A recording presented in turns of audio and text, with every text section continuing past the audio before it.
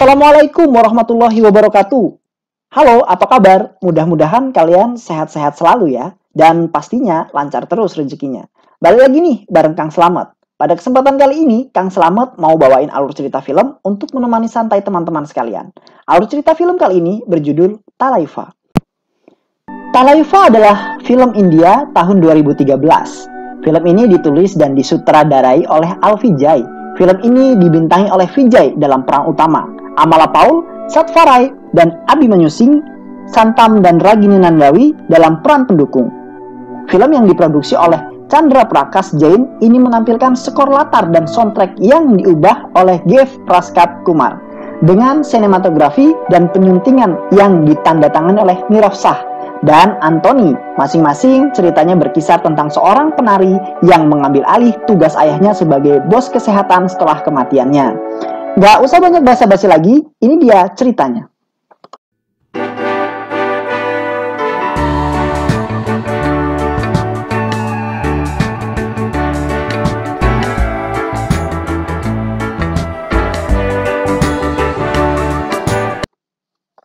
Sebelum masuk ke ceritanya, ada baiknya buat teman-teman semua untuk bisa subscribe, like, dan share ya.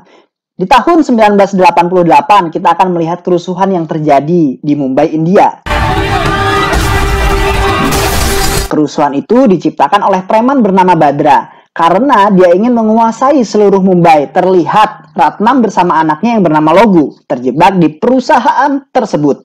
Tapi kerusuhan itu berhasil diamankan oleh seorang preman yang bernama Rahmadurai, atau kita sebut juga dengan nama Ana. Jadi kita panggil Rahmadurai ini dengan Ana. Ana melumpuhkan satu persatu anak buah Badra.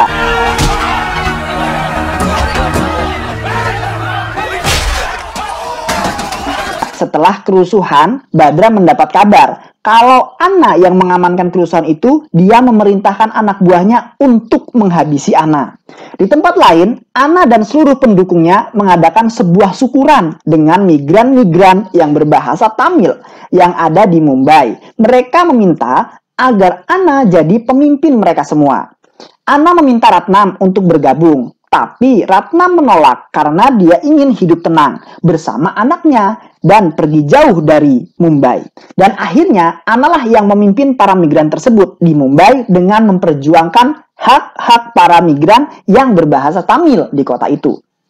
Istri anak yang bernama Gangga meminta agar Ana tidak terlibat karena dia takut hidup mereka terancam. Ana menenangkan istrinya, tidak akan terjadi apa-apa pada dirinya. Saat itu, Ana sedang makan malam dan terdengar seseorang memanggil dirinya. Ketika Ana hendak membuka pintu dan melihat sekelompok orang yang menembak istrinya ini cepat melindungi Ana yang akhirnya dia harus tewas dengan cara seperti itu.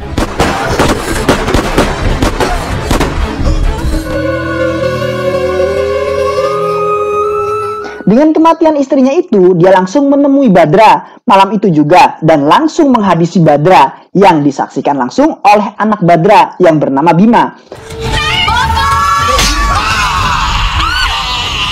Walaupun begitu, anaknya Badra tidak bisa apa-apa. Bima karena dia masih kecil. Setelah membunuh Badra, Ana menghampiri Ratnam dan meminta agar Ratnam pergi membawa anaknya yang bernama Viswa.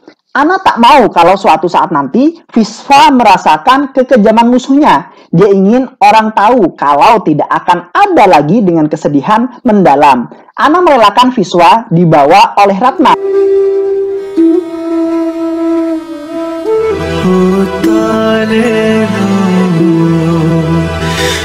Di saat itulah Mumbai berada dalam kekuasaan Ana. Cerita kemudian bergeser ke tahun 2013. Ana sudah terlihat tua, sedang melakukan sebuah ritual tahunan untuk menenangkan jiwa istrinya. Saat itu dia didatangi seorang pengacara yang ingin meminta bantuannya. Pengacara itu bilang, seorang aktor telah memperkosa seorang pembantu yang berumur 16 tahun. Tapi aktor itu berhasil dibebaskan karena pengaruh dan tidak adanya saksi pengacara itu. Ingin keadilan untuk gadis tersebut, tapi dia tak tahu bagaimana caranya. Maka dari itu dia menemui Ana. Kemudian si aktor itu sedang syuting. Anak buah Ana menusuk aktor tersebut sampai dia tewas. Semua orang yang menyaksikan terdiam dan tidak melakukan apa-apa karena mereka tahu itu adalah perbuatan dari Ana. Ana yang tahu untuk membela kebenaran, walaupun begitu dia enggak mau orang lain dirugikan. Dia malah memberikan uang kepada produser film agar dapat mencari peran pengganti aktor yang dihabisinya. Setelah itu, seorang pria bernama Keshav datang. Kemudian dia meminta agar Ana membujuk penduduk desa di wilayahnya agar mau menjual tanah mereka dan mengosongkannya karena Keshav berencana akan membuat sebuah apartemen di daerah tersebut dengan iming-iming sejumlah uang yang sangat besar. Saudara Ana yang bernama Rangga sangat senang mendengar hal itu, namun Ana menolak karena dia tak mau mengkhianati penduduk yang sudah mempercayainya. Dan kemudian Ana ini masuk ke dalam kamarnya hendak menghubungi anaknya, yaitu Vishwa. Vishwa tumbuh sebagai seorang penari dan sekarang dia berada di Sydney, Australia. Dia ingin sekali memenangkan kompetisi menari yang diselenggarakan di sana. Dia menjalankan usahanya yaitu memproduksi air mineral bermerek nama mendiang ibunya, yaitu Gangga. Setelah kepergian Ratnam, dia dibantu oleh anaknya Ratnam yaitu Logu. Walaupun jauh dari ayahnya, Vishwa selalu berhubungan baik dengan Ana, sekalipun hanya lewat telepon. Tapi sampai saat ini, Vishwa tak mengetahui apa sebenarnya pekerjaan Ana ini. Dia hanya tahu Ana adalah seorang pengusaha di Mumbai.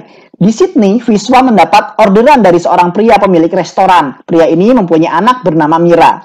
Vishwa dan Logu sama-sama menyukai Mira. Mengetahui itu, Logu menyukai Mira. Vishwa berusaha menjauhi Mira. Tapi Mira yang selalu ingin dekat dengan Vishwa berusaha mendekati Vishwa karena sehingga Mira ini minta bergabung dengan grup tari Vishwa dan ingin mengikuti kompetisi dengan Vishwa.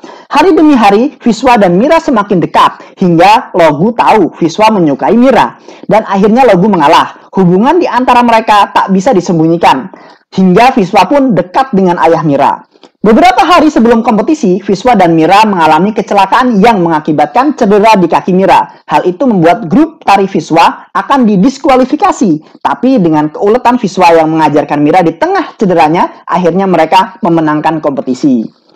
Ayah Mira menemui Vishwa dan meminta agar hubungan mereka cepat diresmikan dengan syarat ayah Mira ingin bertemu dengan orang tua Vishwa.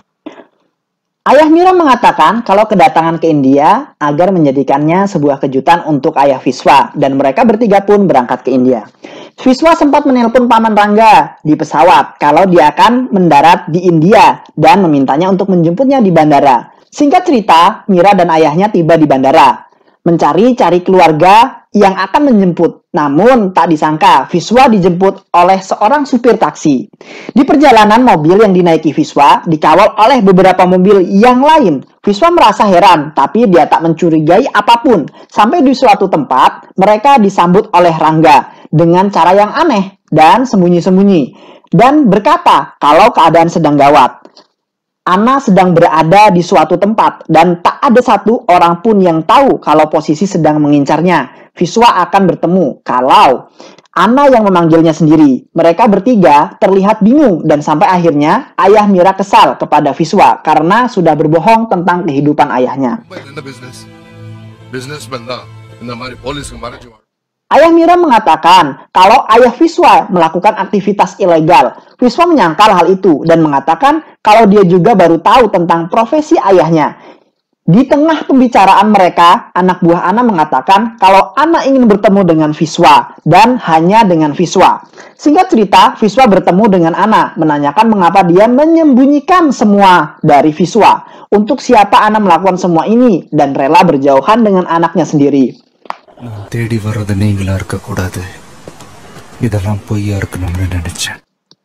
Demi hal seperti ini, Ana menjawab dia tak mau kalau Vishwa menjadi sasaran musuhnya. Tak terkecuali anak Badra, yaitu Bima, yang sekarang tumbuh dewasa di penjara. Karena setelah kematian ayahnya, Bima mencoba membunuh Ana. Dan akhirnya Bima dipenjara belasan tahun dan baru-baru ini dia dibebaskan.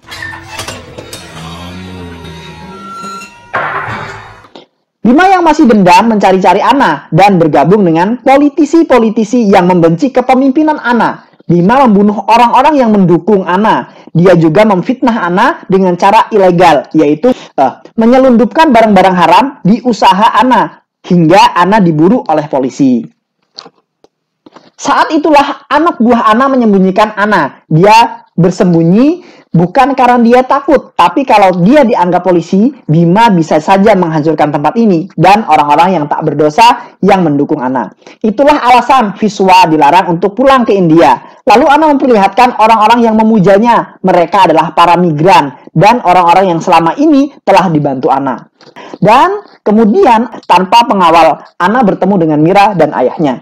Ayah Vishwa melipat tangannya di hadapan mereka dan mohon jangan salahkan Vishwa. Dia terus memohon, meminta agar mereka membawa Vishwa pergi bersama mereka. Sedih melihat ayahnya memohon seperti itu dan mencoba menghentikannya. Tapi ketika Anna terus memohon, Mira dan ayahnya menodongkan pistol dan berkata bahwa mereka sebenarnya polisi cabang kejahatan yang menyamar dan menjebak Vishwa agar bertemu dengan Anna. Vishwa tak menyangka kalau mereka tega melakukan hal itu kepada dirinya. Dan akhirnya Anna berhasil ditangkap polisi dan membuat Vishwa merasa bersalah. Anna digiring keluar hotel dan dimasukkan ke dalam mobil tahanan. Vishwa terus memandangi ayahnya dengan rasa bersalah. Namun Anna menenangkan Vishwa dengan isyarat inspektur yang menyamar. Jadi ayah Mira meminta maaf kepada Vishwa karena sudah melibatkan dirinya untuk menangkap Anna. Tapi tiba-tiba mobil yang ditumpangi Anna meledak. Ternyata mobil itu sudah dipasangi bom oleh Bima. Kematian Anna menjadikan kesedihan yang mendalam di kalangan pendukungnya. Mereka menyalahkan polisi karena Anna tewas saat di tangan polisi. Hal itu membuat Mira geram dan meminta untuk menyelidiki kasus tewasnya Anna. Tapi atasannya menolak dan meminta Mira untuk tidak ikut campur dalam hal ini. Setelah kematian Anna, semuanya berubah. Bima yakin sekarang dialah yang jadi pemimpin di sana. Kekuasaan Bima menjadikan orang-orang mendukung Anna menderita. Setelah ditindas oleh Bima, mereka meminta perlindungan kepada Rangga. Setelah kematian Anna, Rangga tak bisa berbuat apa-apa. Dan pada akhirnya, Vishwa memutuskan untuk menggantikan posisi ayahnya.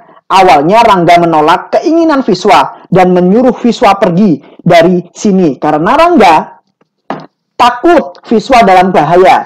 Tapi Vishwa tetap bertahan dan memutuskan tinggal di sana untuk selamanya. Di saat Vishwa merenungi kematian ayahnya, dia diserang oleh anak buah Bima. Awalnya Vishwa hampir kalah, tapi dia ingat perkataan ayahnya. Dan di saat itu Vishwa berani memegang senjata dan menghabisi mereka semua. Keesokan harinya dibantu Keshav, dibantu polisi, mendatangi tempat Anna yang dijadikan hunian para migran. Mereka hendak menghancurkan tempat tersebut dan mengusir para migran. Tapi mayat yang dibunuh Vishwa tadi malam tergantung di pohon yang membuat polisi dan Keshav terkejut. Namun mereka tetap mencoba menghancurkan tempat itu.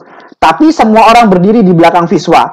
Setelah kejadian itu, Vishwa ditangkap oleh polisi Oon, pengikut Bima dengan kasus pembunuhan. Vishwa disiksa habis-habisan di sana hingga tak berdaya. Kemudian Bima datang dan hendak membunuh Vishwa. Di saat itulah Vishwa tahu wajah Bima yang membom ayahnya. Vishwa berkata kalau nanti akan membunuh Bima seperti yang pernah Anna lakukan kepada ayah Bima.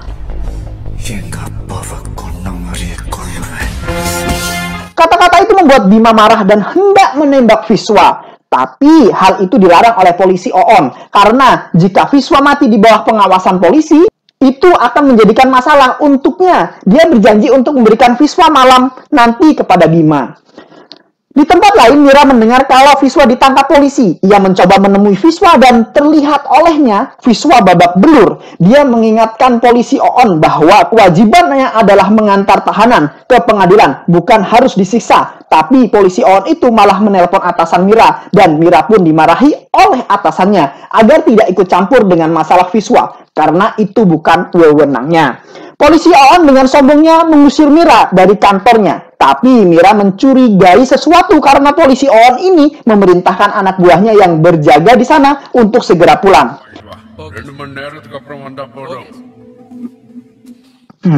Mira yang curiga bertindak cepat. Dia memerintahkan anak buah Vishwa agar membawa Vishwa pergi dari kantor polisi. Mumpung polisi Oon itu sendiri. Dan ketika mereka masuk polisi, itu menyangka kalau mereka anak buah Bima yang akan membawa Viswa dari tahanan itu. Polisi On itu membiarkan mereka membawa Viswa dan menghancurkan kantor polisi, seolah-olah ada yang menculik Viswa. Dan polisi itu minta agar dia dipukuli untuk membuat orang percaya kalau ada penculikan dan membuat anak buah Viswa dengan senang hati melakukannya. Setelah mereka berhasil membawa Viswa, anak buah Bima datang dan membuat polisi On itu bingung. Dan akhirnya polisi On ini mendapat sebuah belayan mesra dari anak buah Bima, yaitu sebuah pukulan dan sebuah tonjokan. Keesokan harinya Mira membawa Viswa ke persidangan dan membuat polisi On itu bingung. Sidang kasus pembunuhan pun dimulai. Singkat ceritanya, Viswa dibebaskan dari tuduhan karena tak ada saksi yang melihat Viswa melakukan pembunuhan itu. Dia keluar dari ruang sidang dan pengacara pembela mengatakan kalau mereka bukan takut memberi kesaksian, tapi mereka menghormati dan menginginkan Viswa menjadi pemimpin. Semua pendukungnya senang melihat Viswa bebas. Viswa mantap menjadi pemimpin sekarang. Dia mempekerjakan sepupunya yang cacat fisik, yaitu anaknya Rangga menjadi sopir pribadinya. Sehingga membuatnya senang karena dia dianggap bisa bekerja oleh Viswa. Menyadari Viswa susah dikalahkan dengan kekerasan, Bima dan Menteri Maharashtra merencanakan sesuatu. Dia memerintahkan anak buahnya membuat kerusuhan untuk menjebak Viswa. Namun itu semua diketahui oleh seseorang, yaitu Kumar. Melihat anak buah Bima merancang dan memerintahkan siapa saja yang ikut ambil di kerusuhan tersebut, dan dia pun merekamnya. Namun sayang, ketika Kumar sedang merekam, dia ketahuan oleh anak buah Bima. Mereka mengejar Kumar kemanapun Kumar pergi. Sampai Kumar tiba di stasiun kereta api, Kumar berhasil melarikan diri dari mereka. Dia menelpon Viswa. Dan sayang, sebelum Kumar mengatakan semuanya, telepon terjatuh dan anak buah Bima menemukan Kumar. Di tempat kerusuhan terjadi, Viswa datang. Dia membantu korban di sana dan menghajar orang-orang yang membuat kerusuhan. Dia juga menyelamatkan Gauri, pengantin wanita yang gagal menikah karena kerusuhan tersebut, menjadi sampai semua yang bisa diselamatkan dibawa ke rumah sakit. Setelah orang-orang itu pulih, Viswa membawa mereka bergabung dengan para imigran lainnya dekat tempat tinggal Gautri yang baru melihat Viswa jatuh cinta pada pandangan pertama. Dia selalu memerhatikan Viswa. Setelah beberapa hari tersiar berita kalau Kumar ditemukan tewas, Viswa menghubungkan kematian Kumar dengan kerusuhan yang sudah terjadi. Di saat yang bersamaan, Viswa mendengar kabar kalau seorang yang membuat kerusuhan memfitnah kalau kerusuhan itu terjadi atas perintah Viswa. Viswa semakin bingung dan mencoba mencari tahu apa yang terjadi sebenarnya. Dia mendatangi studio tempat Kumar. Tapi di sana juga ada seorang, ternyata dia adalah orangnya Bima yang ada di video itu. Dia mencari kaset rekaman video yang Kumar ambil. Saat mereka berunding, dia berkata, setelah membunuh Kumar, dia mencari-cari kaset rekaman itu di semua saku Kumar. Tapi itu tidak ditemukan. Dia berpikir kalau Kumar memberikannya kepada seorang yang ada di kereta tersebut dan menyuruhnya mengirimkan ke tempat rumah Kumar. Tapi setelah dicari ternyata kaset itu tidak ada. Viswa dan Bima mencoba mencari pencopet dari mulai gedungnya sampai ke akarnya. Dan akhirnya Viswa yang pertama kali menemukan orang yang mengamankan hasil pencopetan itu. Video itu kemudian tersebar yang membuat Bima dan polisi OON ditangkap dan menyeret Menteri Maharashtra ke dalam kasusnya. Namun ketika diminta kesaksian, menteri itu tak mengakui kedekatannya bersama Bima. Dan akhirnya Bima lah yang masuk penjara. Di dalam penjara Bima gelisah dan akhirnya melarikan diri. Dia kemudian mendatangi Menteri Maharashtra, tapi menteri itu sudah tewas. Bima mendapatkan telepon dari Viswa. Viswa mengatakan kalau dia tahu jika Bima kabur, orang yang pertama kali didatangi adalah menteri itu. Maka dari itu Viswa mendahului pembunuhannya dan Bima lah yang akan jadi tersangkanya. Dan benar saja polisi sudah ada di sana dan akhirnya Bima kembali ditangkap. Di perjalanan menuju kantor polisi, Bima berhasil kabur dan bersembunyi di suatu tempat. Di sisi lain, Viswa merayakan kemenangannya. Mereka menari gembira di sana sambil meneguk minuman yang membuat mereka mabuk. Sebagian besar orang-orang di sana mabuk, termasuk Viswa. Gautri yang selalu memperhatikan Viswa mencoba mendekati Viswa dan mereka pun mabuk berat. Malam itu hingga tak sadarkan diri. Tak terasa matahari mulai muncul, terbangun, dan ternyata dia berada di sebuah perahu. Viswa bingung dan akhirnya pulang. Tapi di rumahnya, Viswa mendapati sebagian anak buahnya yang sudah dianggap saudara tewas. Mereka tak tahu mengapa semua ini bisa terjadi karena semalam mereka mabuk berat. Viswa mencari-cari pamannya, Rangga, dan di saat itu Bima menelpon dan berkata, kalau Viswa tak mau kehilangan pamannya tercinta, dia harus datang ke tempat yang diarahkan Bima sendiri. Viswa dan anaknya Rangga bergegas menuju tempat itu. Ternyata sebuah benteng tua. Viswa menyuruh anaknya Rangga tidak ikut ke dalam benteng tersebut. Viswa masuk ke benteng itu dan mencari-cari Rangga. Rangga terlihat disandra di sana dan Viswa pun menyelamatkannya. Dia membawanya keluar dan anak buahnya menghadang Viswa. Viswa berkata kalau Bima menginginkan dia harus melepaskan Rangga, tapi ternyata Rangga malah menusuknya dari belakang. Tak menyangka kalau paman yang paling dia cintai tega melakukan itu terhadap dirinya, dan kemudian terungkap bahwa semua yang terjadi di keluarga Viswa adalah ide Rangga. Dan dia pun mendukung Bima menghabisi Viswa kalau Rangga pergi dari tempat itu, dan anaknya bertanya mengapa dia datang sendirian dan di mana Viswa. Tapi Rangga tak menjawab dan menyuruhnya mengemudikan mobilnya pergi dari tempat itu.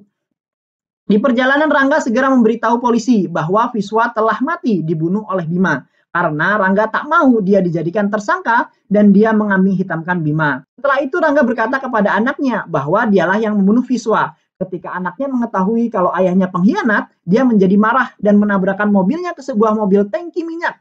Seketika itu mobil meledak dan membunuh mereka berdua.